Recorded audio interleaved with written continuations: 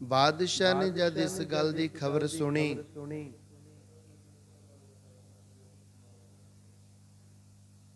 ਕਿ ਸਾਡੇ ਇਸ ਇਲਾਕੇ ਦੇ ਵਿੱਚ ਇੱਕ ਫਕਰ ਫਕੀਰ ਦਰਵੇਸ਼ ਆਇਆ ਹੈ, ਮੇਰਾ ਸੁਭਾਅ ਹੈ ਬੜਾ ਕਰੂਰ ਕਰੋਪ, ਮੈਂ ਕਿਸੇ ਨੂੰ ਵੀ ਹਿੰਦੂ ਨੂੰ ਬਖਸ਼ਾਂਗਾ ਨਹੀਂ, ਸਭ ਨੂੰ ਖਤਮ ਕਰ ਦਿਆਂਗਾ। ਮੈਨੂੰ ਕੇਵਲ ਤੁਰਕ ਅਤੇ ਇਸਲਾਮੀ ਲੋਕ ਹੀ ਚੰਗੇ ਲੱਗਦੇ ਹਨ। ਜਦੋਂ ਕਿਸੇ ਹਿੰਦੂ ਨੂੰ ਵੇਖਦਾ ਹਾਂ ਮੈਨੂੰ ਕ੍ਰੋਧ ਚੜ੍ਹਦਾ ਹੈ। ਇਸ ਤਰ੍ਹਾਂ ਦਾ ਬਾਦਸ਼ਾਹ ਹੈ। ਹੁਣ ਸਾਧ ਸੰਗਤ ਹਬਸ਼ ਬਲਾਇਤ ਦੇਸ਼ ਦਾ ਇਹ ਬਾਦਸ਼ਾਹ ਬੜੀ ਘਟੀਆ ਸੋਚ ਰੱਖਣ ਵਾਲਾ ਹੈ। ਅੱਜ ਸ੍ਰੀ ਗੁਰੂ ਨਾਨਕ ਦੇਵ ਜੀ ਜਦੋਂ ਇਸ ਇਲਾਕੇ ਵਿੱਚ ਪਹੁੰਚੇ ਨੇ, ਪਹੁੰਚਣ ਤੋਂ ਪਹਿਲਾਂ ਆਪਣੇ ਸਰੀਰ ਦੇ ਉੱਤੇ ਇਹੋ ਜਿਹਾ ਚੋਲਾ ਅਕਾਲ ਪੁਰਖ ਦੇ ਦੇਸ਼ ਤੋਂ ਮੰਗਵਾ ਕੇ ਆਪਣੇ ਸਰੀਰ ਤੇ ਧਾਰਨ ਕੀਤਾ। ਇਹਦੇ ਤੇ ਸਾਰੇ ਧਰਮਾਂ ਦੇ ਅੱਖਰ ਉਕਰੇ ਹੋਏ ਹਨ, ਕੁਰਾਨ ਦੇ ਸਿਪਾਰੇ ਲਿਖੇ ਹੋਏ ਹਨ। ਕਿਸੇ ਨੇ ਜਾ ਕੇ ਬਾਦਸ਼ਾਹ ਨੂੰ ਕਿਹਾ, ਮਹਾਰਾਜ ਇਹ ਜਿਹੜਾ ਫਕਰ ਫਕੀਰ ਸਾਧੂ ਇੱਥੇ ਪਹੁੰਚਿਆ ਹੈ, ਅਦਭੁਤ ਚੋਲਾ ਪਾਈ ਫਿਰਦਾ ਹੈ, ਸਭ ਧਰਮਾਂ ਦੇ ਸ਼ਬਦ ਉਹਦੇ ਤੇ ਉਕਰੇ ਹੋਏ ਹਨ, ਕੀ ਹੁਕਮ ਹੈ? ਉਹਨੇ ਕਹਿਣਾ ਕੀਤਾ ਕਿ ਉਸ ਫਕੀਰ ਦਾ ਚੋਲਾ ਉਤਾਰ ਕੇ ਲੈ ਕੇ ਆਓ ਮੇਰੇ ਪਾਸ। ਸਾਧ ਸੰਗਤ ਉਹ ਚੋਲਾ ਉਤਾਰਨ ਵਾਸਤੇ ਆ ਗਏ। ਬੜਾ ਯਤਨ ਕੀਤਾ ਗਿਆ ਉਤਾਰਨ ਦੇ ਵਾਸਤੇ, ਚੋਲਾ ਪਾੜਨ ਦੇ ਵਾਸਤੇ ਯਤਨ ਕਰਕੇ ਰਹਿ ਗਏ, ਪਰ ਸਤਿਗੁਰਾਂ ਦੇ ਤਨ ਤੋਂ ਸਰੀਰ ਤੋਂ ਚੋਲਾ ਉਤਾਰ ਨਾ ਸਕੇ। ਵਾਪਸ ਜਾ ਕੇ ਰਾਜੇ ਕੋਲ ਮਾਫੀਆਂ ਮੰਗਦੇ ਕਿ ਸਾਡੇ ਤੋਂ ਤਾਂ ਉਹ ਫਕੀਰ ਦਾ ਚੋਲਾ ਉਤਾਰਿਆ ਹੀ ਨਹੀਂ ਗਿਆ। ਬਾਦਸ਼ਾਹ ਨੇ ਜਦੋਂ ਇਹ ਗੱਲਾਂ ਸੁਣੀਆਂ ਬਹੁਤ ਗੁੱਸੇ ਵਿੱਚ ਆ ਗਿਆ। ਇਸ ਤਰ੍ਹਾਂ ਬੋਲਦਾ ਹੈ, ਉਹਦੇ ਵਿੱਚ ਤਾਂ ਸਾਰੇ ਹਿੰਦੂਆਂ ਦੇ ਲੱਛਣ ਨੇ। ਹੇ ਚਤੁਰ ਵਜ਼ੀਰੋ, ਉਸ ਨੂੰ ਹੁਣ ਜਾ ਕੇ ਪਾਣੀ ਵਿੱਚ ਡੋਬ ਕੇ ਮਾਰ ਦਿਓ। ਇਹ ਸੁਣ ਕੇ ਵਜ਼ੀਰ ਧੰਨ ਸ਼੍ਰੀ ਗੁਰੂ ਨਾਨਕ ਦੇਵ ਮਹਾਰਾਜ ਜੀ ਦੇ ਪਾਸ ਆ ਜਾਂਦੇ ਹਨ। ਬੜੇ ਗੁੱਸੇ ਦੇ ਵਿੱਚ ਆਏ। ਬਹੁਤ ਲੋਕਾਂ ਨੇ ਗੁਰੂ ਜੀ ਨੂੰ ਫੜ ਕੇ ਪਕੜ ਕੇ ਇੱਕ ਬੜੀ ਡੂੰਘੀ ਨਦੀ ਵਿੱਚ ਸੁੱਟ ਦਿੱਤਾ। ਸਾਧ ਸੰਗਤ ਹੈਰਾਨ ਹੋਵੋਗੇ, ਸਤਿਗੁਰਾਂ ਦਾ ਪੁਸ਼ਾਕਾ ਭਿੱਜਿਆ ਤੱਕ ਵੀ ਨਹੀਂ, ਰਤਾ ਭਰ ਵੀ ਪਾਣੀ ਮਹਾਰਾਜ ਸਾਹਿਬ ਦੇ ਚੋਲੇ ਨੂੰ ਛੋਹ ਤੱਕ ਨਹੀਂ ਸਕਿਆ। ਗੁਰੂ ਜੀ ਨਦੀ ਵਿੱਚੋਂ ਨਿਕਲ ਆਏ ਅਤੇ ਉਸ ਨਦੀ ਦੇ ਕਿਨਾਰੇ ਤੇ ਆ ਕੇ ਸਜ ਗਏ, ਬੈਠ ਗਏ। ਜਿਹੜੇ ਸਾਰੇ ਮਰਦ ਇਹ ਤਮਾਸ਼ਾ ਦੇਖ ਰਹੇ ਸਨ, ਉਹ ਆਪਣੇ ਹਿਰਦੇ ਵਿੱਚ ਬੜੇ ਹੈਰਾਨ ਹੁੰਦੇ ਹਨ। ਉਹਨਾਂ ਉਸੇ ਵੇਲੇ ਬਾਦਸ਼ਾਹ ਨੂੰ ਖਬਰ ਸੁਣਾਤੀ, ਜਲ ਡੋਬੇ ਨਾ ਅਗਨੀ ਸਾੜੇ ਰੱਬ ਦੇ ਪਿਆਰਿਆਂ ਨੂੰ। ਸਾਤੋਂ ਤਾਂ ਨਾਨਕ ਡੋਬਿਆ ਹੀ ਨਹੀਂ ਗਿਆ। ਬੜੇ ਯਤਨ ਕਰਕੇ ਵੇਖ ਲਿਆ ਸੀ ਤਾਂ ਬਾਦਸ਼ਾਹ ਕਹਿਣ ਲੱਗਿਆ, ਉਹਨੂੰ ਅੱਗ ਵਿੱਚ ਸਾੜ ਦਿਓ। ਬਹੁਤ ਸਾਰੀਆਂ ਲੱਕੜੀਆਂ ਦਾ ਢੇਰ ਇਕੱਠਾ ਕਰਕੇ ਅੱਗ ਲਗਾ ਕੇ ਉਹਦੇ ਵਿੱਚ ਸੁੱਟ ਦਿਓ। ਇਹ ਸੁਣ ਕੇ ਵਜ਼ੀਰ ਫਿਰ ਗਿਆ, ਲੱਕੜੀਆਂ ਦਾ ਬੜਾ ਵੱਡਾ ਢੇਰ ਲਗਵਾ ਲਿਆ। ਸਤਿਗੁਰਾਂ ਨੂੰ ਬਹੁਤ ਕੁਝ ਬੋਲ ਕੇ ਕਹਿ ਕੇ ਲੱਕੜੀਆਂ ਦੇ ਢੇਰ ਤੇ ਬਿਠਾ ਦਿੱਤਾ। ਚਾਰੇ ਪਾਸੇ ਲਾਤੀ ਅੱਗ। ਗੁਰੂ ਜੀ ਦੇ ਕਿਸੇ ਰੋਮ ਤੱਕ ਨੂੰ ਵੀ ਆਂਚ ਨਾ ਆਈ। ਅੱਗ ਹੋ ਗਈ ਠੰਡੀ। ਉਸ ਥਾਂ ਲੱਕੜਾਂ ਦੀ ਭਸਮ ਪਈ ਹੈ। ਭਸਮ ਦੇ ਉੱਤੇ, ਸੁਆਹ ਦੇ ਉੱਤੇ ਸ੍ਰੀ ਗੁਰੂ ਨਾਨਕ ਦੇਵ ਮਹਾਰਾਜ ਬੈਠੇ ਹਨ। ਜਦ ਬਾਦਸ਼ਾਹ ਨੇ ਇਹ ਖਬਰ ਸੁਣੀ ਤਾਂ ਬਹੁਤ ਹੀ ਜ਼ਿਆਦਾ ਕ੍ਰੋਧ ਵਿੱਚ ਆ ਗਿਆ। ਇਹ ਫਕੀਰ ਤਾਂ ਮੈਨੂੰ ਕਰਾਮਾਤੀ ਲੱਗਦਾ ਹੈ, ਇਹਨੂੰ ਤਾਂ ਬਹੁਤ ਸਾਰੀਆਂ ਕਰਾਮਾਤਾਂ ਆਉਂਦੀਆਂ ਨੇ। ਕੌਤਕ ਦਿਖਾ ਰਿਹਾ ਹੈ ਤਾਪ ਦੇ, ਉਸ ਨੂੰ ਮੇਰੇ ਸਾਹਮਣੇ ਲਿਆ ਕੇ ਮਾਰੋ। ਇਹ ਕਹਿ ਕੇ ਚੱਲ ਕੇ ਨੇੜੇ ਆ ਗਿਆ ਸਤਿਗੁਰਾਂ ਦੇ। ਗੁਰੂ ਜੀ ਨੂੰ ਪੱਥਰਾਂ ਦੇ ਬਹੁਤ ਭਾਰ ਹੇਠ ਦੱਬਿਆ ਗਿਆ। ਕਈ ਹਜ਼ਾਰਾਂ ਮਣ ਭਾਰ ਸਤਿਗੁਰਾਂ ਤੇ ਪਾਇਆ ਗਿਆ। ਇਹ ਕਹਿ ਕੇ ਘਰ ਨੂੰ ਚਲਿਆ ਗਿਆ, ਹੁਣ ਤਾਂ ਮਰ ਗਿਆ ਹੋਏਗਾ। ਜਦ ਸਵੇਰ ਹੋਈ ਤਾਂ ਉਸ ਸਥਾਨ ਤੇ ਹੀ ਗੁਰੂ ਜੀ ਆ ਕੇ ਫਿਰ ਵਿਰਾਜਮਾਨ ਹੋ ਗਏ। ਲੋਕ ਵੇਖ ਕੇ ਬਹੁਤ ਹੈਰਾਨ ਹੁੰਦੇ ਹਨ। ਇਸ ਫਕੀਰ ਦੀ ਗਤੀ ਜਾਣੀ ਨਹੀਂ ਜਾ ਸਕਦੀ। ਬਾਦਸ਼ਾਹ ਦੇ ਅੱਗੇ ਜਾ ਕੇ ਫਿਰ ਲੋਕਾਂ ਨੇ ਖਬਰ ਸੁਣਾਤੀ, मुदई लाख बुरा चाहे तो क्या होता है वही जो मंजूरे खुदा होता है। दुनिया बड़े यत्न करती है मारन दे वास्ते। कई लोग प्रतख यत्न करते हैं, कोई शस्त्र दा वार करता है, लड़ाई करता है, कोई कुहाड़ी इत्यादि मारता है। बड़े यत्न लोग करते हैं किसी ਨੂੰ ਮਾਰਨ ਦੇ ਵਾਸਤੇ। ਸਾਧ ਸੰਗਤ ਕਈ ਹੋਛੇ ਲੋਕ ਜਾਦੂ ਟੂਣੇ ਕਰਕੇ ਮਾਰਨਾ ਚਾਹੁੰਦੇ ਹਨ, ਬਲੈਕ ਮੈਜਿਕ ਕਰਕੇ ਮਾਰ ਦੇਣਾ ਚਾਹੁੰਦੇ ਹਨ। ਪਰ ਜਿਹਦੇ ਉੱਤੇ ਸਾਧੂਆਂ ਦੀ ਕਿਰਪਾ, ਗੁਰੂਆਂ ਦੀ ਕਿਰਪਾ, ਸ਼੍ਰੀ ਗੁਰੂ ਗ੍ਰੰਥ ਸਾਹਿਬ ਮਹਾਰਾਜ ਸੱਚੇ ਪਾਤਸ਼ਾਹ ਜੀ ਦੀ ਬਖਸ਼ਿਸ਼ ਹੈ, ਉਹਦਾ ਕੋਈ ਵਾਲ ਵੀ ਵਿੰਗਾ ਨਹੀਂ ਕਰ ਸਕਦਾ। ਸਤਿਗੁਰੂ ਗੁਰਬਾਣੀ ਵਿੱਚ ਫਰਮਾਨ ਕਰਦੇ ਹਨ, ਵਿੱਚ ਕਰਤਾ ਪੁਰਖ ਖਲੋਆ, ਵਾਲ ਨਾ ਵਿੰਗਾ ਹੋਆ। ਜਿੱਥੇ ਅਕਾਲ ਪੁਰਖ ਵਾਹਿਗੁਰੂ ਆਪ ਆ ਕੇ ਸੱਜ ਜਾਂਦੇ ਹਨ, ਉੱਥੇ ਕੋਈ ਵਾਲ ਵੀ ਵਿੰਗਾ ਨਹੀਂ ਕਰ ਸਕਦਾ। ਸਾਧ ਸੰਗਤ ਜੀ, ਐਵੇਂ ਕਿਵੇਂ ਬਖਸ਼ਿਸ਼ਾਂ ਹੋਈਆਂ, ਰਹਿਮਤਾਂ ਹੋਈਆਂ। ਸਤਿਗੁਰੂ ਤਾਂ ਮਰਿਆਂ ਨੂੰ ਜਿਉਂਦੇ ਕਰਨ ਵਾਲੇ ਨੇ, ਉਹਨਾਂ ਨੂੰ ਕੌਣ ਮਾਰ ਸਕਦਾ ਸੀ। ਸਤਿਗੁਰਾਂ ਨੇ ਇਦਾਂ ਹੀ ਕਿਰਪਾ ਕਰ ਦਿੱਤੀ। ਦੁਬਾਰਾ ਫੇਰ ਆ ਕੇ ਸਜੇ ਹੋਏ ਹਨ। ਲੋਕ ਵੇਖ ਕੇ ਬੜੇ ਹੈਰਾਨ ਹੋ ਰਹੇ ਹਨ। ਬਾਦਸ਼ਾਹ ਨੂੰ ਜਾ ਕੇ ਫੇਰ ਦੱਸਦੇ ਹਨ, ਜਿੱਥੇ ਉਹਦੇ ਦੋ ਸਾਥੀ ਬੈਠੇ ਐ, ਉਹ ਫਕੀਰ ਤਾਂ ਆ ਕੇ ਉਹਨਾਂ ਨਾਲ ਰਲ ਕੇ ਫੇਰ ਬੈਠ ਗਿਆ। ਇਹ ਸੁਣ ਕੇ ਬਾਦਸ਼ਾਹ ਬਹੁਤ ਹੈਰਾਨ ਹੋਇਆ ਅਤੇ ਕਹਿੰਦਾ, ਖੁਦਾ ਇਹ ਕੀ ਭੇਦ ਹੈ। ਆਪਣੇ ਮੰਤਰੀਆਂ ਨੂੰ ਮਿਲ ਕੇ ਫਿਰ ਦੁਬਾਰਾ ਸਲਾਹ ਮਸ਼ਵਰਾ ਕਰਨਾ ਸ਼ੁਰੂ ਕਰ ਦਿੰਦਾ ਹੈ।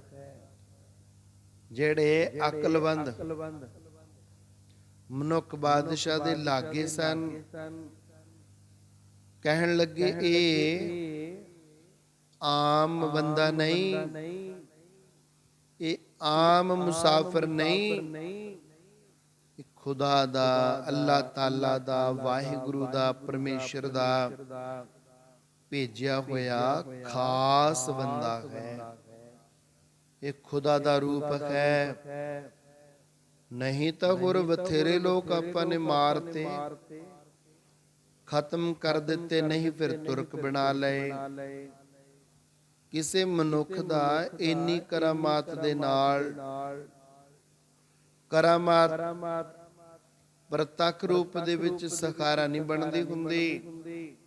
ਇਹ ਤਾਂ ਆਪ ਭਗਵਾਨ ਪਰਮੇਸ਼ਰ ਹੈ।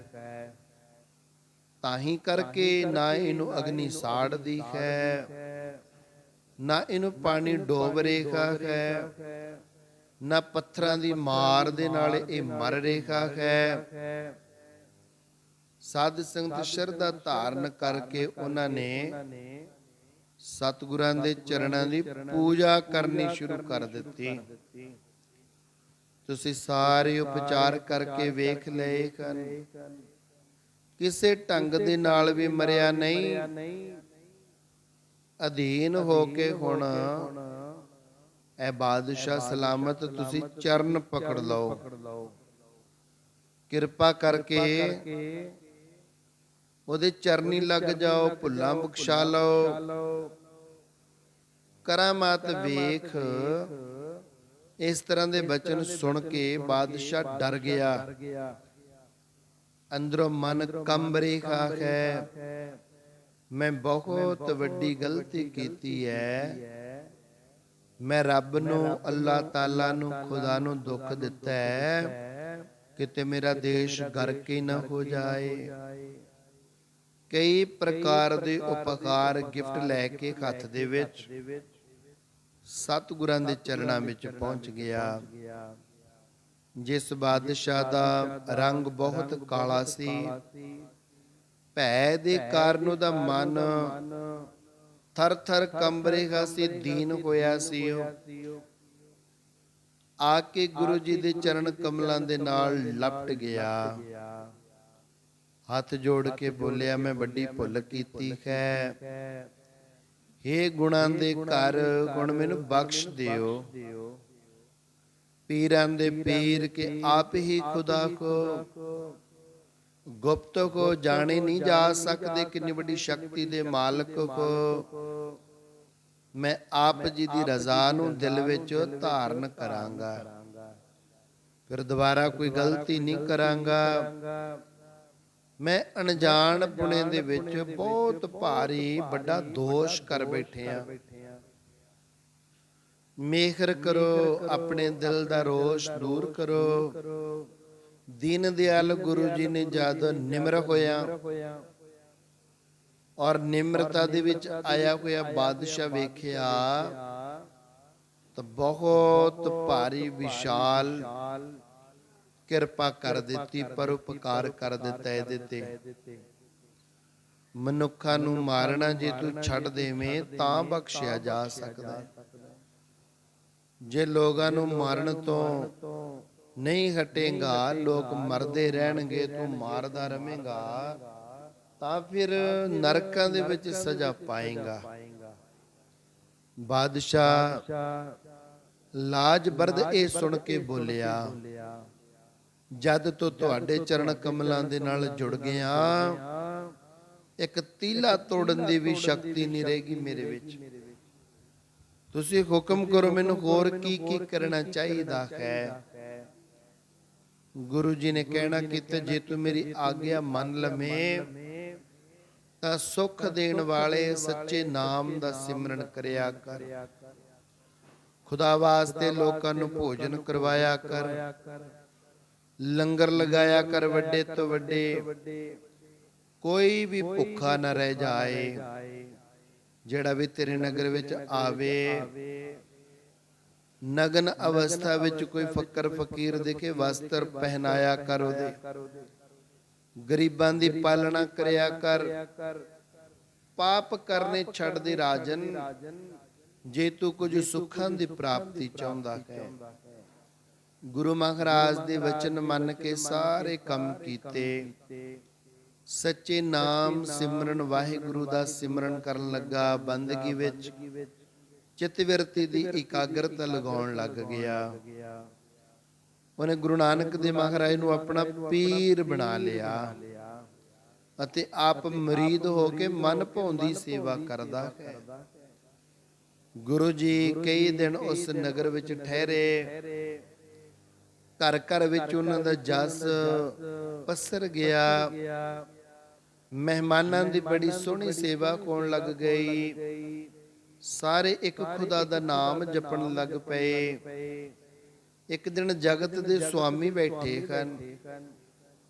ਹੇ ਗੁਰੂ ਅੰਗਦ ਦੇਵ ਜੀ ਮਹਾਰਾਜ, ਭਾਈ ਬਾਲਾ ਜੀ ਕਹਿੰਦੇ, ਮੈਂ ਪੁੱਛਿਆ, ਸ਼੍ਰੀ ਰਾਮਚੰਦਰ ਪ੍ਰਭੂ ਦਾ ਅਵਤਾਰ ਹੋਇਆ ਹੈ, ਜਿਨੇ ਸਾਰੇ ਦੈਂਤਾਂ ਦਾ ਨਾਸ਼ ਕੀਤਾ ਸੀ।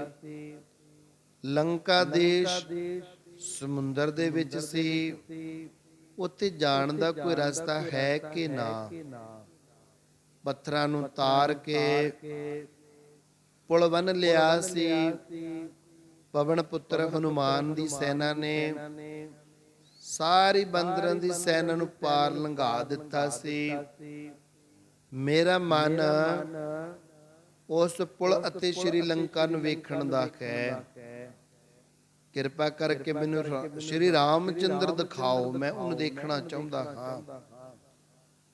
ਇਹ ਸੁਣ ਕੇ ਪਰਮ ਕਿਰਪਾਲੂ ਧੰਨ ਗੁਰੂ ਨਾਨਕ ਦੇਵ ਜੀ ਨੇ ਬਚਨ ਕੀਤੇ, ਹੇ ਬਾਲੇ, ਤੇਰਾ ਕਿਹਾ ਮੈਂ ਪੂਰਾ ਕਰਾਂਗਾ।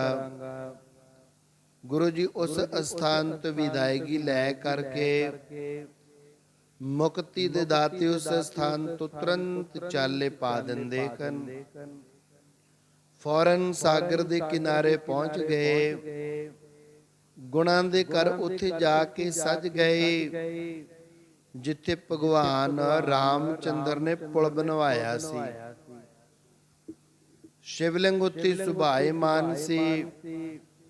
ਉਸ ਨੂੰ ਵੇਖ ਕੇ ਮਰਦਾਨਾ ਬੋਲਿਆ, ਇਹ ਕਿਸ ਪ੍ਰਕਾਰ ਦਾ ਸ਼ਿਵਲਿੰਗ ਹੈ ਜਾਂ ਕਿਸ ਪ੍ਰਕਾਰ ਇਹ ਸ਼ਿਵਲਿੰਗ ਦਾ ਅਸਥਾਨ ਬਣਿਆ, ਮੈਨੂੰ ਤਾਂ ਪਤਾ ਨਹੀਂ ਇਹਦੇ ਬਾਰੇ।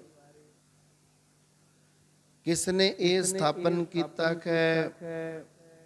ਪੂਜਾ ਦਾ ਮਹਾ ਮਹਾਤਮ ਜਾਣਿਆ ਜਾਂਦਾ ਹੈ। ਕਿਉਂ? ਮੈਨੂੰ ਸਾਰਾ ਪ੍ਰਸੰਗ ਸੁਣਾਓ। ਭਾਈ ਬਾਲਾ ਸ਼੍ਰੀ ਗੁਰੂ ਨਾਨਕ ਦੇਵ ਜੀਆਂ ਤੋਂ ਇਹ ਸਾਰੀ ਸਾਖੀ ਸੁਣ ਰਿਹਾ ਹੈ ਔਰ ਸ਼੍ਰੀ ਗੁਰੂ ਅੰਗਦ ਦੇਵ ਜੀ ਨੂੰ ਸੁਣਾ ਰਿਹਾ ਹੈ।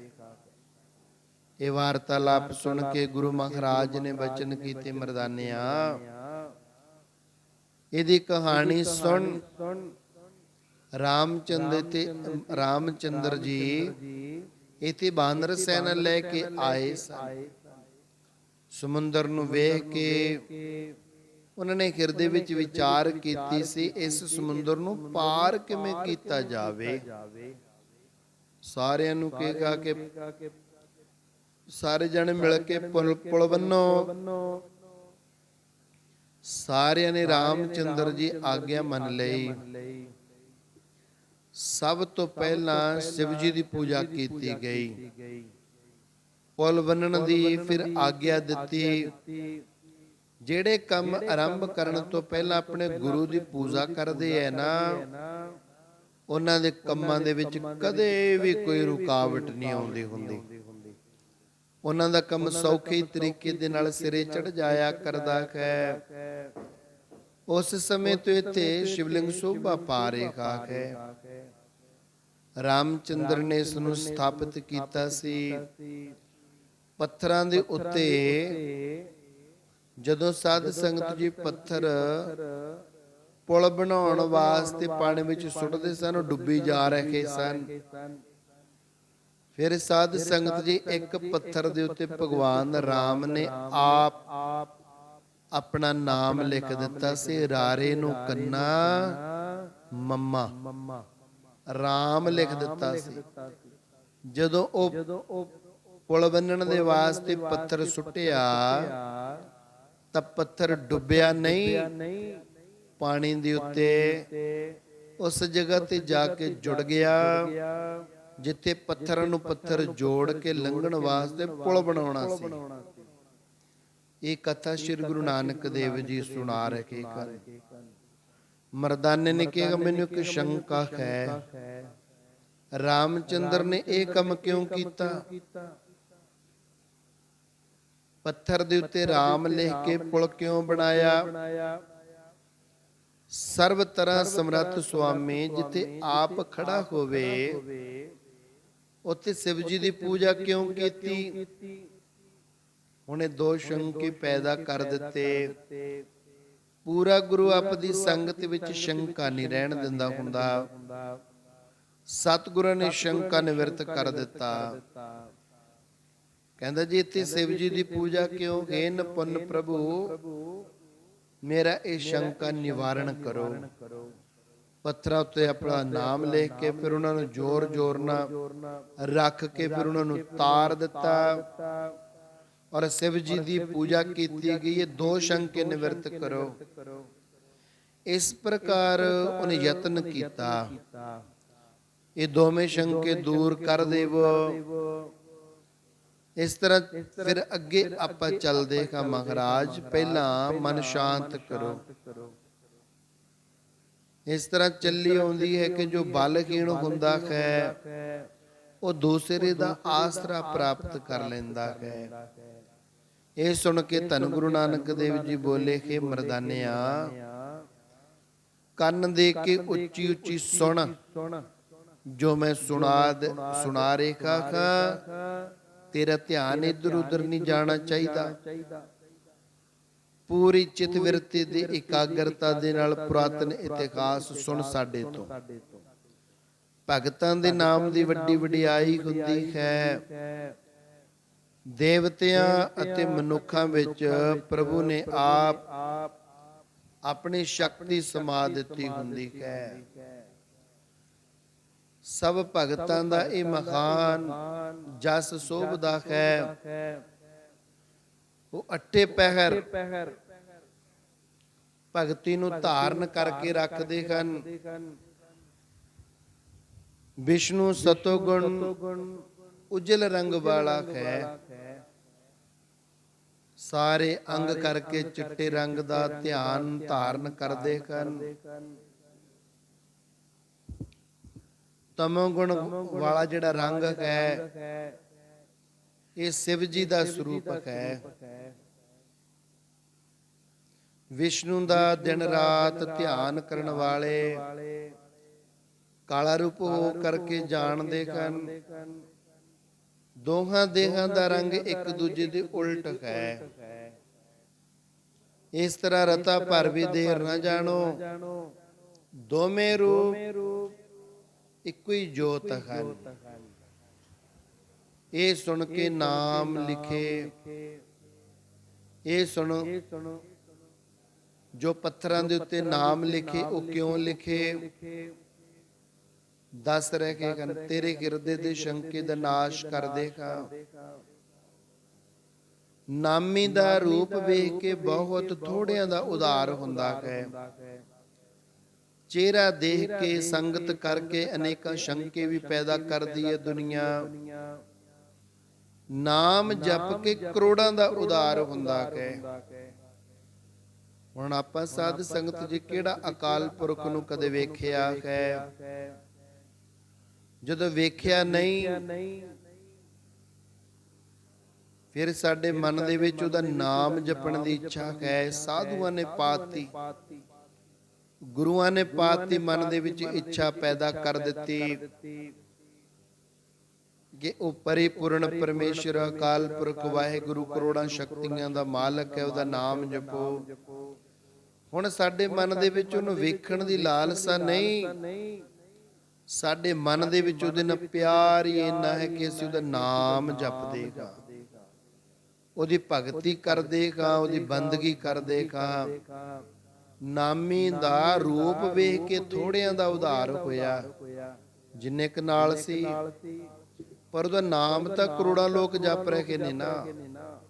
ਨਾਮੀ ਨਾਲ ਨਾਮ ਦੀ ਵਡਿਆਈ ਦੀ ਮਹਿਮਾ ਰਾਮ ਨੇ ਪ੍ਰਗਟ ਕਰਕੇ ਵਿਖਾ ਦਿੱਤੀ। ਪੁਲ ਬੰਨ ਕੇ ਫਿਰ ਅੱਗੇ ਚੱਲ ਪਏ। ਉਹਨਾਂ ਦੈਂਤਾਂ ਨੂੰ ਮਾਰਿਆ ਜਿਨ੍ਹਾਂ ਦੇ ਮਨ ਵੱਡੇ ਹੰਕਾਰੀ ਸਨ। ਇਹ ਸੁਣ ਕੇ ਮਰਦਾਨਾ ਪੁੱਛਣ ਲੱਗਾ, ਰਾਮਚੰਦਰ ਦੀ ਕਥਾ ਸੁਣਨ ਨੂੰ ਬਹੁਤ ਜੀ ਕਰਦਾ, ਕਿਰਪਾ ਕਰਕੇ ਸੁਣਾ ਦਿਓ। ਸਮੁੰਦਰ ਉੱਤੇ ਪੁਲ ਬੰਨ ਕੇ ਫਿਰ ਪਾਰ ਕਿਉਂ ਗਏ? ਲੰਕਾ ਜਾ ਕੇ ਦੈਂਤਾਂ ਨੂੰ ਕਿਉਂ ਮਾਰਿਆ? ਮੈਨੂੰ ਸਾਰੀ ਵਾਰਤਾਲਾਪ ਸੁਣਾਉਣਾ ਕਰੋ। ਆਪ ਜੀ ਤੋਂ ਕੁਝ ਵੀ ਲੁਕਿਆ ਛੁਪਿਆ ਨਹੀਂ ਹੈ। ਆਪ ਜੀ ਸਭ ਜਾਣਦੇ ਹੋ। ਪਰਮ ਪ੍ਰਵੀਣ ਗੁਰੂ ਜੀ ਇਹ ਸੁਣ ਕੇ ਬੋਲੇ, ਇੱਕ ਦਸ਼ਰਥ ਰਾਜਾ ਚੰਗੀ ਕੁਲ ਵਿੱਚ ਪੈਦਾ ਹੋਇਆ। ਉਸਨੇ ਤਿੰਨਾਂ ਰਾਣੀਆਂ ਨਾਲ ਵਿਆਹ ਕੀਤਾ। ਉਹਨਾਂ ਵਿੱਚੋਂ ਦੋ ਦੇ ਤਾਂ ਨਾਮ ਕੁਸ਼ਲਿਆ ਤੇ ਕਈ ਸਨ। ਤੀਸਰੀ ਦਾ ਨਾਮ ਸੀ ਸੁਮਿਤਰਾ। ਉਹਨਾਂ ਤਿੰਨਾਂ ਰਾਣੀਆਂ ਚੋਂ 4 ਪੁੱਤਰਾਂ ਨੇ ਜਨਮ ਲਿਆ। ਵੱਡੀ ਕੁਸ਼ਲਿਆ ਦੇ ਰਾਮਚੰਦਰ ਨੇ ਜਨਮ ਲਿਆ। ਕਕਈ ਤੋਂ ਭਰਤ ਉਤਪੰਨ ਹੋਇਆ। ਫਿਰ ਲక్ష్మణ ਅਤੇ ਸ਼ਤਰੁਘਨ ਦੋ ਭਰਾ ਇੱਕ ਤੋਂ ਪੈਦਾ ਹੋਏ। ਉਹ ਸੁਮਿਤਰਾ ਦੇ ਪੁੱਤਰ ਸਨ। ਕਾਮਦੇਵ ਵਾਂਗ ਜਿਹੜੇ ਸੁੰਦਰ ਸਨ, ਖੇਡਦੇ ਖੇਡਦੇ ਆਨੰਦ ਮੰਗਲ ਕਰਦੇ ਵੱਡੇ ਹੋ ਗਏ। ਵਿਸ਼ਵਾਮਿਤਰ ਉਹਨਾਂ ਦਾ ਵੱਡਾ ਰਿਸ਼ੀ ਸੀ। ਯੱਗ ਕਰਨ ਦੀ ਉਸ ਸਮੱਗਰੀ ਇਕੱਠੀ ਕੀਤੀ। ਦੈਂਤਾਂ ਨੇ ਆ ਕੇ ਵਿੱਚ ਵਿਘਨ ਪਾ ਦਿੱਤਾ, ਯੱਗ ਕਰਨ ਤੋਂ ਹਟਾ ਦਿੱਤਾ।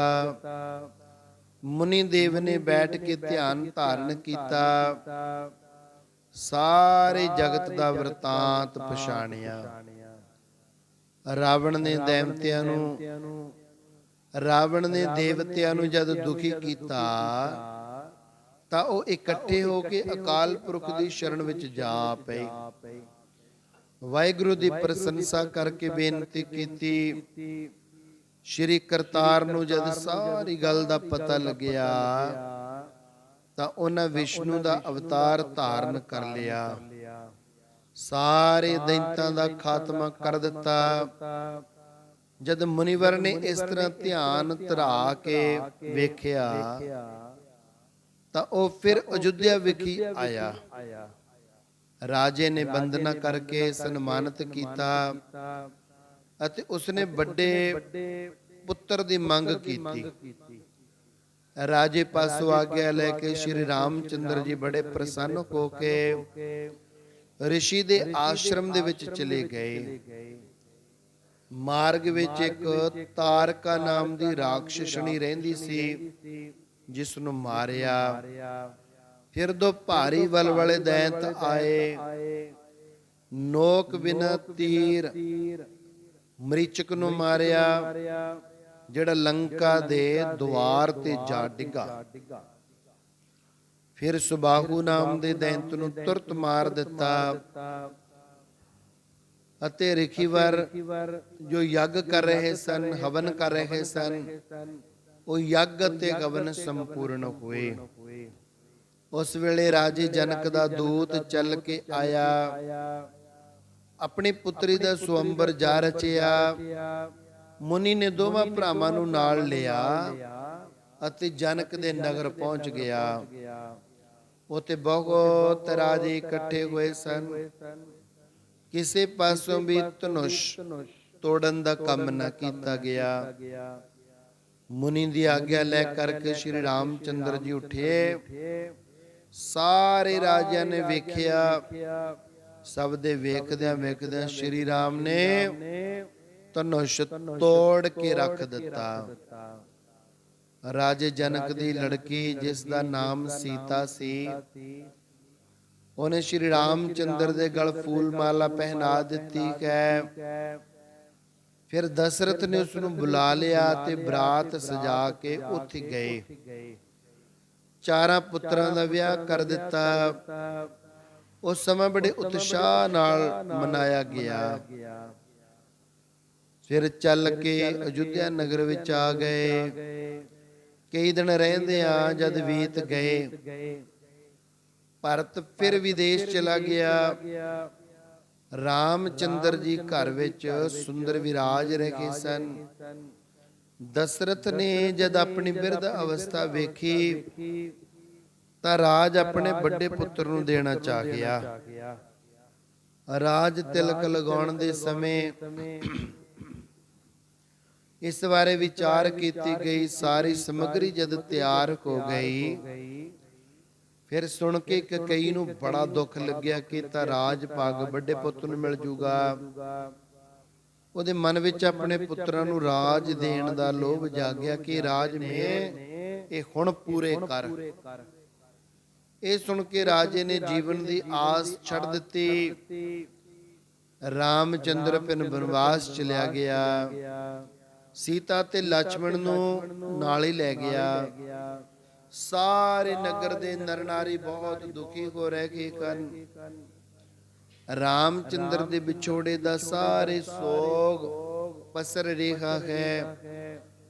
ਪੁੱਤਰ ਦੇ ਵਿਛੋੜੇ ਦੇ ਵਿੱਚ ਰਾਜਾ ਦਸ਼ਰਥ ਸਰੀਰ ਦਾ ਪਰਿਤਿਆਗ ਕਰ ਜਾਂਦਾ ਹੈ।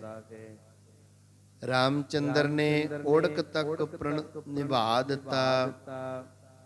ਜਦ ਵਸਿਸ਼ਠ ਰਿਸ਼ੀ ਨੇ ਇਹ ਹਾਲ ਵੇਖਿਆ ਤਾਂ ਭਰਤ ਨੂੰ ਤੁਰੰਤ ਬੁਲਾਵਾ ਭੇਜਿਆ।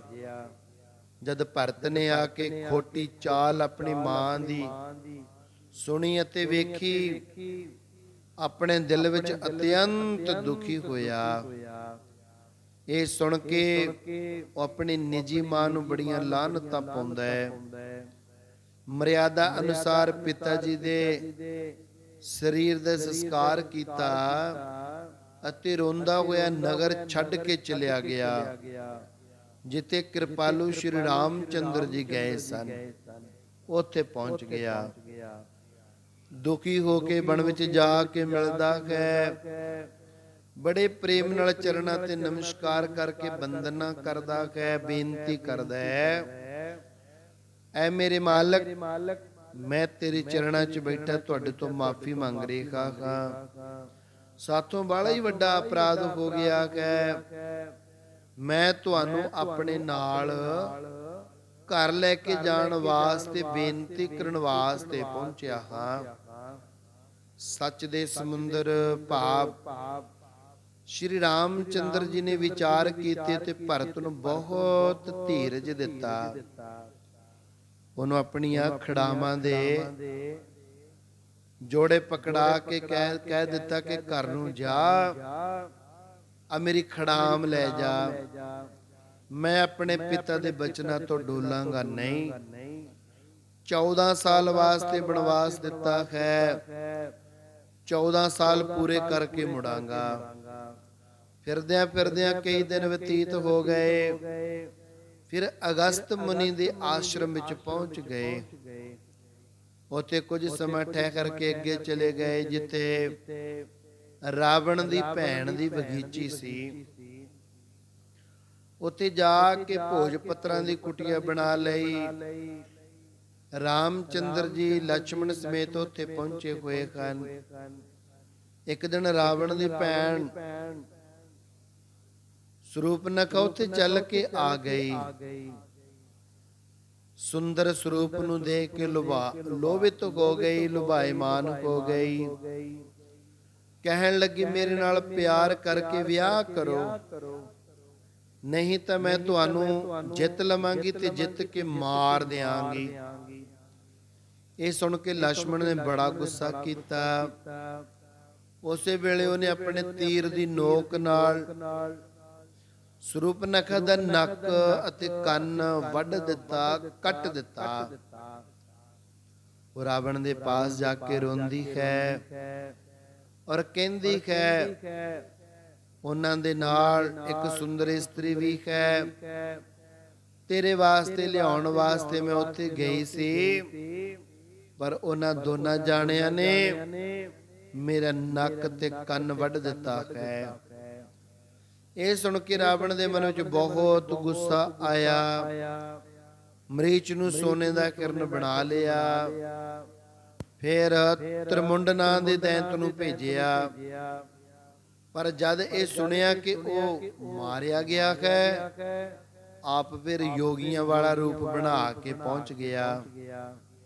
ਜਦ ਸੋਨੇ ਦਾ ਹਿਰਨ ਵਿਖਾਈ ਨਾ ਦਿੱਤਾ, ਸੀਤਾ ਨੇ ਰਾਮਚੰਦਰ ਨੂੰ ਪ੍ਰੇਰਿਆ ਕਿ ਉਹ ਕਿਰਨ ਫੜ ਕੇ ਲਿਆ।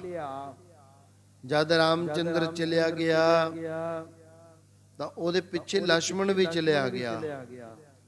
ਸੀਤਾ ਨੂੰ ਇਕੱਲੀ ਵੇਖ ਕੇ ਰਾਵਣ ਨੂੰ ਸੌਖਾ ਮੌਕਾ ਮਿਲ ਗਿਆ। ਚਾਵਲ ਮੰਗਣ ਵਾਸਤੇ ਅਲਖ ਜਗਾਈ। ਸੀਤਾ ਨੇ ਵੇਖਿਆ ਕਿ ਇਹ ਕੋਈ ਸੱਚਾ ਯੋਗੀ ਹੈ। ਭਿੱਖਿਆ ਦੇਣ ਵਾਸਤੇ ਜਦੋਂ ਆਈ ਤਾਂ ਰਾਵਣ ਉਸ ਨੂੰ ਚੁੱਕ ਕੇ ਆਕਾਸ਼ ਵਿੱਚ ਉਡਾ ਕੇ ਲੈ ਗਿਆ। ਬਾਅਦ ਵਿੱਚ ਰਾਮਚੰਦਰ ਉੱਥੇ ਆਇਆ ਤਾਂ ਕੁਟੀਆ ਵੇਖ ਕੇ ਸੋਚੀ ਪੈ ਗਿਆ। ਫਿਰ ਜੰਗਲ ਵਿੱਚ ਭੱਜ ਭੱਜ ਕੇ ਵਿਰਲਾਪ ਕਰਨ ਲੱਗਾ। ਸੀਤਾ ਸੀਤਾ ਉੱਚੀ ਉੱਚੀ ਪੁਕਾਰ ਰਿਹਾ ਹੈ। ਖੋਜ ਕਰਨ ਨਾਲ ਕਿਤੇ ਵੀ ਪਤਾ ਨਾ ਲੱਗਾ। ਤੇ ਰਾਮਚੰਦਰ ਜੀ ਆਪਣੀ ਸੁਧ ਬੁੱਧ ਵੀ ਖੋ ਬੈਠੇ ਸਨ। ਉਸ ਬਣ ਵਿੱਚ ਬਾਂਦਰਾਂ ਦਾ ਰਾਜਾ ਸੁਗਰੀਵ ਅਤੇ ਹਨੂਮਾਨ ਰਹਿੰਦੇ ਸੀ। ਸੁਗਰੀਵ ਅਤੇ ਰਾਮਚੰਦਰ ਦੋਨਾਂ ਦੁਖੀਆਂ ਦੀ ਮਿੱਤਰਤਾ ਹੋ ਗਈ। ਸੁਗਰੀਵ ਅਤੇ ਰਾਮਚੰਦਰ ਦੋਵੇਂ ਇਸ ਕਰਕੇ ਦੁਖੀ ਹੈ ਕਿ ਸੁਗਰੀਵ ਦੀ ਇਸਤਰੀ ਬਾਲੀ ਲੈ ਗਿਆ ਸੀ ਅਤੇ ਰਾਮ ਦੀ ਇਸਤਰੀ ਰਾਵਣ ਲੈ ਗਿਆ ਸੀ। ਸੁਗਰੀਵ ਦੇ ਭਰਾ ਬਾਲੀ ਨੇ ਖੋਟੀ ਚਾਲ ਖੇਡ ਕੇ ਉਹਦਾ ਰਾਜ ਅਤੇ ਉਹਦੀ ਇਸਤਰੀ ਖੋਹ ਲਈ ਸੀ। ਇੱਕ ਤੀਰ ਜੋ ਰਾਮਚੰਦਰ ਨੇ ਮਾਰਿਆ ਤਾਂ ਬਾਲੀ ਮਾਰਿਆ ਗਿਆ। ਰਾਜ ਪਾਟ ਮੁੜ ਸੁਗਰੀਵ ਨੂੰ ਮਿਲ ਗਿਆ। ਫਿਰ ਜਿੰਨੀ ਵੀ ਬਾਨਰ ਸੈਨਾ ਸੀ ਸੀਤਾ ਨੂੰ ਲੱਭਣ ਦੇ ਵਾਸਤੇ ਸ਼੍ਰੀ ਰਾਮ ਨੇ ਭੇਜ ਦਿੱਤੀ। ਹਨੂਮਾਨ ਨੇ ਲੰਕਾ ਵਿੱਚ ਜਾ ਕੇ ਸੀਤਾ ਨੂੰ ਘਰ ਬੈਠੀ ਵੇਖਿਆ। ਹਨੂਮਾਨ ਨੇ ਬਹੁਤ ਦੈਂਤ ਮਾਰ ਕੇ ਲੰਕਾ ਫੂਕ ਦਿੱਤੀ ਅਤੇ ਸੀਤਾ ਦੀ ਖਬਰ ਆ ਕੇ ਸੁਣਾ ਦਿੱਤੀ। ਰਾਮ ਜੀ ਨੇ ਬਾਂਦਰਾਂ ਦੀ ਸੈਨਾ ਲੈ ਕੇ ਰਾਵਣ ਦੇ ਉੱਪਰ ਚੜ੍ਹਾਈ ਕਰ ਦਿੱਤੀ। ਫਿਰ ਇਸ ਥਾਂ ਆ ਕੇ ਪੁਲ ਬੰਨਣਾ ਕੀਤਾ। ਪਾਰ ਲੰਘ ਕੇ ਅੰਗਦ ਰਾਵਣ ਦੇ ਦਰਬਾਰ ਵਿੱਚ ਗਿਆ। ਸੀਤਾ ਵਾਪਸ ਦੇਣ ਵਾਸਤੇ ਕਹਿਣਾ ਕੀਤਾ ਪਰ ਰਾਵਣ ਮੰਨਿਆ ਨਾ। ਫਿਰ ਬਹੁਤ ਵੱਡੀ ਜੰਗ ਹੋਈ। ਦੋਹਾਂ ਪਾਸਿਆਂ ਤੋਂ ਮਾਰੂ ਨਗਾਰੇ ਵੱਜੇ। ਪਹਿਲਾਂ ਕੁੰਭਕਰਨ ਨੂੰ ਮਾਰਿਆ ਜੋ ਰਾਵਣ ਦਾ ਭਾਈ ਸੀ। ਫਿਰ ਮੇਘਨਾਦ ਨੂੰ ਮਾਰਿਆ ਜੋ ਸਾਧ ਸੰਗਤ ਜੀ ਰਾਵਣ ਦਾ ਪੁੱਤਰ ਸੀ। ਰਾਵਣ ਨੂੰ ਮਾਰ ਕੇ ਸੀਤਾ ਫਿਰ ਵਾਪਸ ਲੈ ਕੇ ਮਹਾ ਪਵਿੱਤਰ ਆਪਣੇ ਨਗਰ ਵਿੱਚ ਚਲੇ ਗਏ।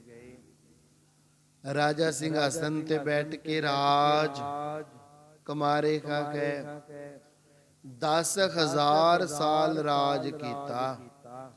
ਬਹੁਤਿਆਂ ਨੇ ਇਸ ਤਰ੍ਹਾਂ ਗਾਇਆ ਹੈ। ਬਾਅਦ ਵਿੱਚ ਆਪ ਸਵਰਗ ਵਿੱਚ ਚਲੇ ਗਏ।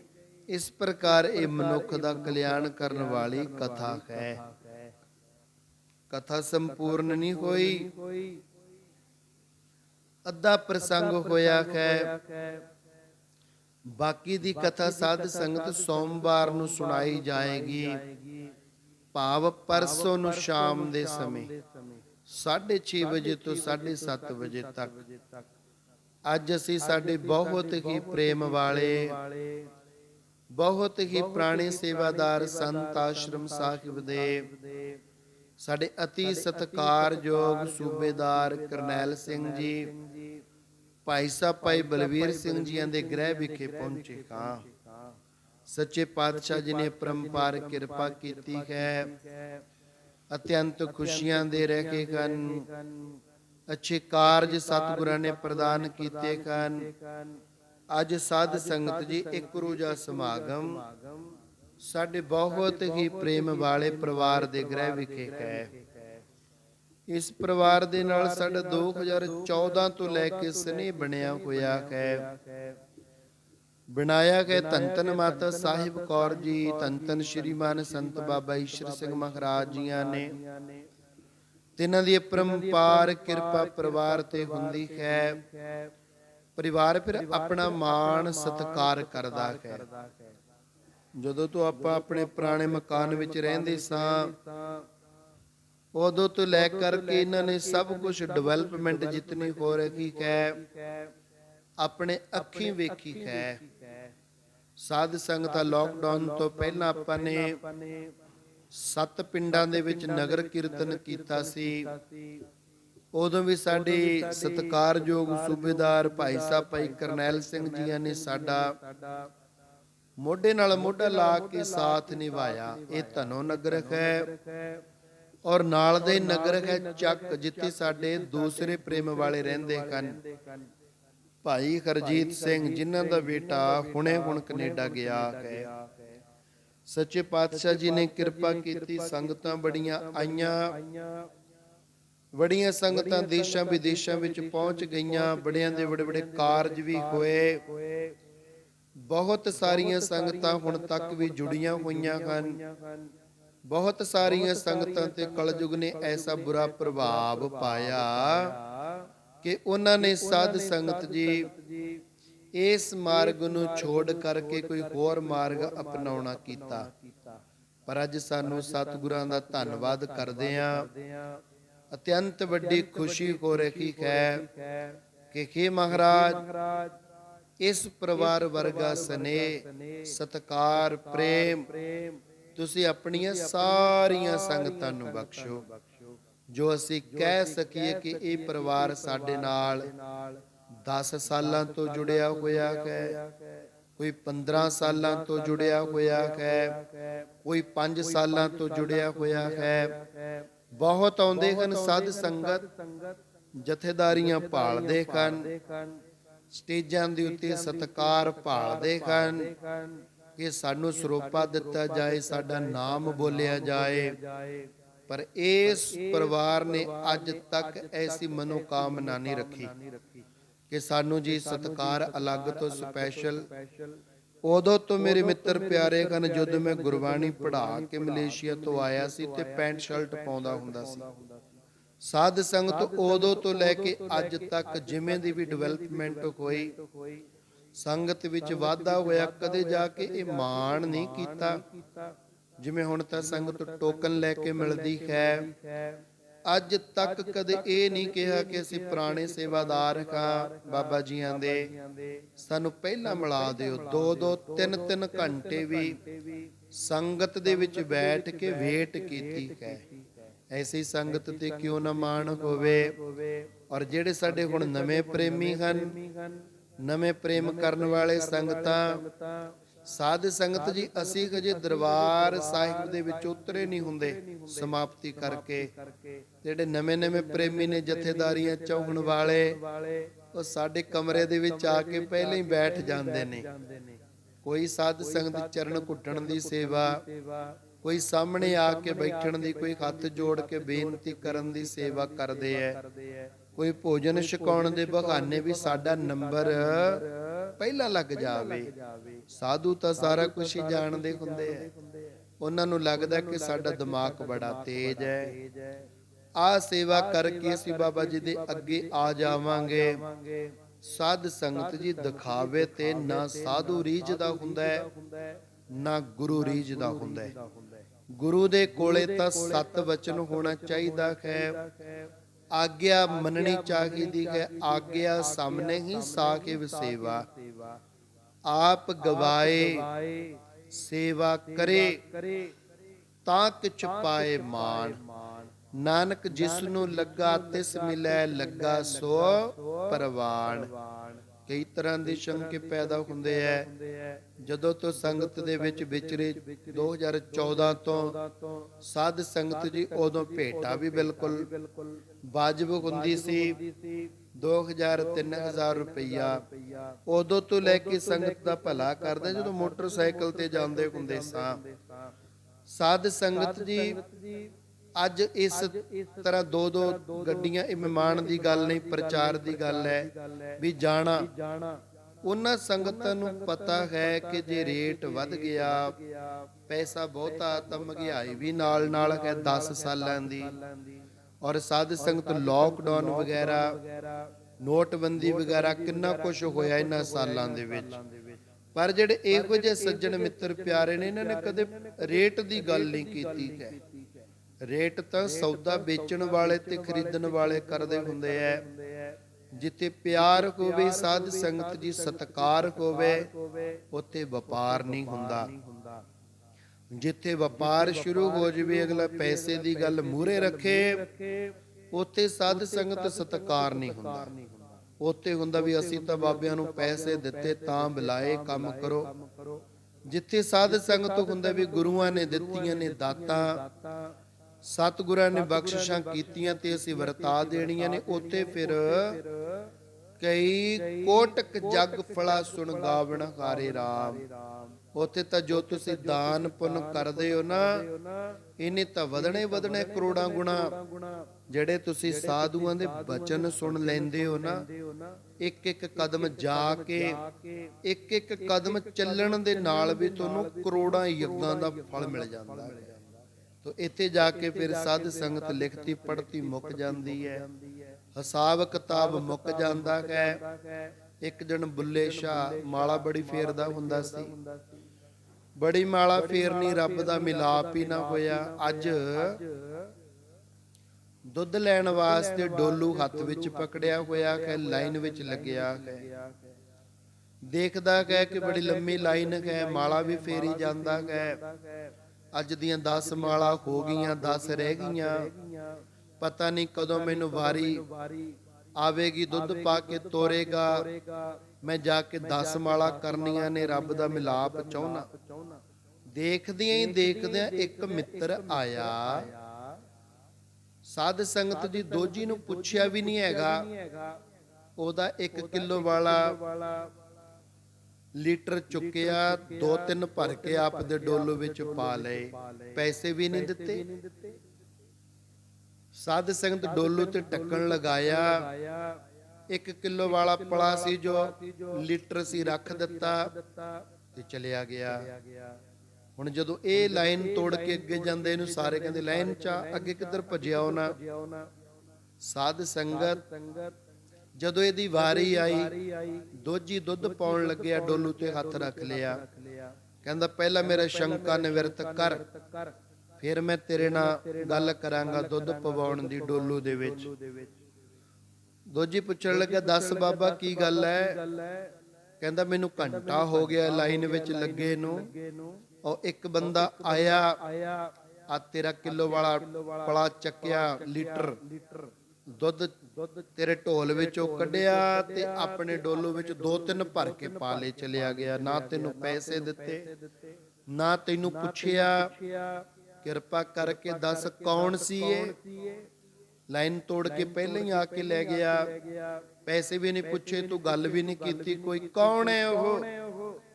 ਦੋਜੀ ਕਹਿੰਦਾ ਬਾਬਾ ਤੂੰ ਆਪ ਦਾ ਕੰਮ ਕਰ, ਤੂੰ ਮਾਲਾ ਫੇਰ ਤੈ ਕੀ ਲੈਣੇ ਨਾ ਗੱਲਾਂ ਤੋਂ। ਕਹਿੰਦਾ ਨਹੀਂ ਮੈਂ ਦੁੱਧ ਫੇਰ ਪਵਾਉਂ, ਪਹਿਲਾਂ ਦੱਸ।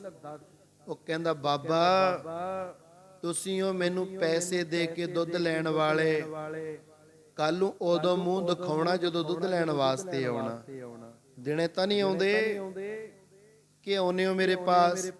ਕਹਿੰਦਾ ਨਹੀਂ ਆਉਂਦੇ। ਕਹਿੰਦਾ ਇਹ ਹੈ ਮੇਰਾ ਯਾਰ, ਦੋਸਤ, ਮਿੱਤਰ, ਬੈਸਟ ਫਰੈਂਡ, ਇਹ ਦਿਨੇ ਵੀ ਆ ਕੇ ਮੇਰਾ ਦੁੱਖ ਸੁੱਖ ਪੁੱਛਦਾ ਹੈ, ਜਦੋਂ ਇਹ ਤਕਲੀਫ ਵਿੱਚ ਹੁੰਦਾ ਉਦੋਂ ਮੈਂ ਇਹਦਾ ਦੁੱਖ ਸੁੱਖ ਪੁੱਛਦਾ ਹਾਂ। ਕੱਲੀ ਲੋੜ ਪੈਣ ਤੇ ਨਹੀਂ ਅਸੀਂ ਇੱਕ ਦੂਜੇ ਨੂੰ ਮਿਲਦੇ, ਅਸੀਂ ਤਾਂ ਹਰ ਪਲ ਹਰਦਮ ਇੱਕ ਦੂਜੇ ਵਾਸਤੇ ਤਤਪਰੇ ਰਹਿੰਦੇ ਹਾਂ, ਇੱਕ ਦੂਜੇ ਦੇ ਬਰਾਬਰ ਖੜੇ ਰਹਿੰਦੇ ਹਾਂ। ਇੱਕ ਸਿਆਣੇ ਨੇ ਕਿਹਾ ਸੀ, ਰੋਜ਼ ਭਗਵਾਨ ਸੇ मांगने आते हो, कभी मिलने भी आ जाया करो। ਜਾਣੇ ਆ ਰੱਬ ਕੋਲ ਮੰਗਾ ਮੰਗਣੇ, ਜਿਹੜੀਆਂ ਚਿੱਠੀਆਂ ਆ ਚੱਕ 10 ਦਾ ਨੋਟ, ਮੇਰੀ ਆਇਲਸ ਕਲੀਅਰ ਕਰਾ ਦੇ, ਆ ਤੈਨੂੰ 10 ਰੁਪਏ ਦਿੱਤੇ ਨੇ, ਮੈਂ ਲੱਗ ਗਿਆ ਹੁਣ ਪੇਪਰ ਦੇਣ, ਮੈਨੂੰ 7.5 ਬੈਂਡ ਆਉਣੇ ਚਾਹੀਦੇ ਐ, ਅੱਜ ਉਹ ਤੈਨੂੰ 10 ਰੁਪਏ ਦਿੱਤੇ ਨੇ, ਨੇੜੇ ਮੈਨੂੰ ਸੈਂਟਰ ਮਿਲਣਾ ਚਾਹੀਦਾ ਹੈ। ਐਸਾ ਟੀਚਰ ਭੇਜੀ ਪੇਪਰ ਲੈਣ ਵਾਸਤੇ ਜਿਹੜਾ ਮੈਨੂੰ ਡਰਾਵੇ ਨਾ, ਸਗੋਂ ਮੇਰੇ ਤੋਂ ਡਰੇ। ਕਿਉਂ? ਕਿਉਂਕਿ ਮੈਂ 10 ਰੁਪਏ ਤੈਨੂੰ ਜੋ ਦੇ ਦਿੱਤੇ। ਫਿਰ ਫਾਈਲ ਲਗਾਉਣੀ ਹੈ। ਸਾਧ ਸੰਗਤ ਕਦੇ ਬਿਨਾ ਕੰਮ ਹੋਏ ਤਾਂ ਲੋਕ ਗੁਰੂ ਗ੍ਰੰਥ ਸਾਹਿਬ ਨੂੰ ਲੱਡੂਆਂ ਦਾ ਡੱਬਾ ਨਹੀਂ ਦਿੰਦੇ। ਆਪਾਂ ਕਈ ਵਾਰ ਕਹਿੰਦੇ ਵੀ ਸਾਡਾ ਸਤਿਕਾਰ ਨਹੀਂ ਦੁਨੀਆ ਕਰਦੀ, ਕਿਉਂ? ਜਿਹੜੀ ਦੁਨੀਆ ਗੁਰੂ ਗ੍ਰੰਥ ਸਾਹਿਬ ਨੂੰ ਬਿਨਾ ਕੰਮ ਤੋਂ ਲੱਡੂ ਨਹੀਂ ਦੇ ਸਕਦੀ, ਸਾਨੂੰ ਉਹ ਦੁਨੀਆ ਨੇ ਕੀ ਦੇਣਾ?